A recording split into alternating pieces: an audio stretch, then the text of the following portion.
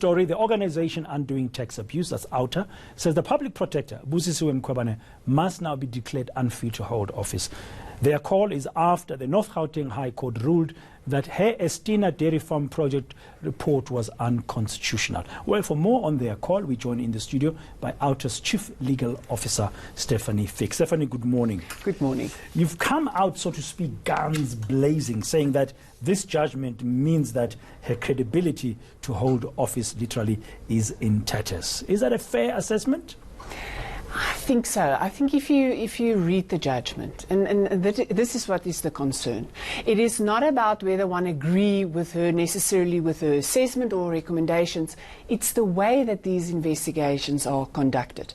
And then the question arises, is she competent to sit in this office, which is an extremely important office for this country. And of course, we know she's appointed through a parliamentary process, which for the first time, after her predecessor vacated the office, Professor Thuli Madonsela, was open to everybody to watch. So have you engaged with the National Assembly? Okay, the new parliament, 6th democratic elect parliament is going to be sworn in today. Yes. Are you writing to parliament? Yes, we are. We waited for the sixth parliament, and we are going to address a letter to them and give them our reasons for why we think they should at least investigate. In terms of legislation, they need to appoint an ad hoc committee and then do an investigation as to whether she's competent to keep the position. Is still fair for you to be pushing for this on one incident? I mean, credibility, competence, you say, you have to look for a trend. But this is one judgment. Don't you think you're going too strong here? No. Because again, I want to reiterate the fact that it's not about whether, previously it was said that, you know, a court, that's why the process is there, you can take her to a court and let the process be reviewed. It's not about that. It's about the way she conducted this investigation. And it's not only this, Estina. I mean, we should be reminded also of the APSA matter, which all boils down to how she conducts herself. And then the question, I want to repeat the question, her incompetence.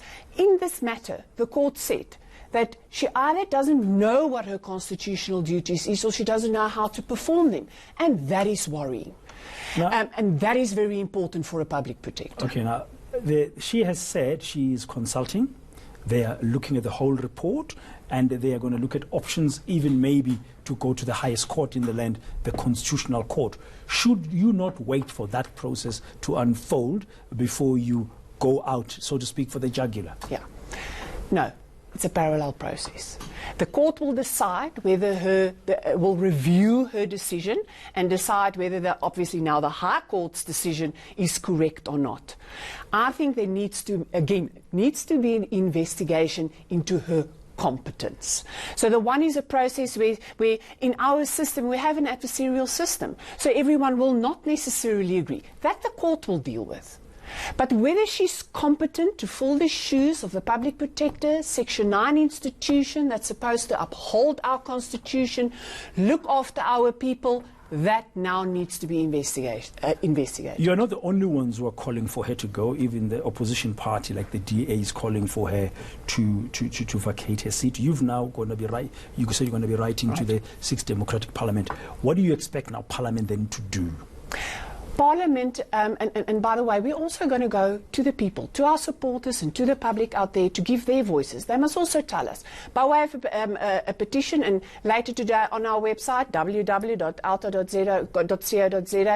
go have a look and have your voice heard. What is your opinion?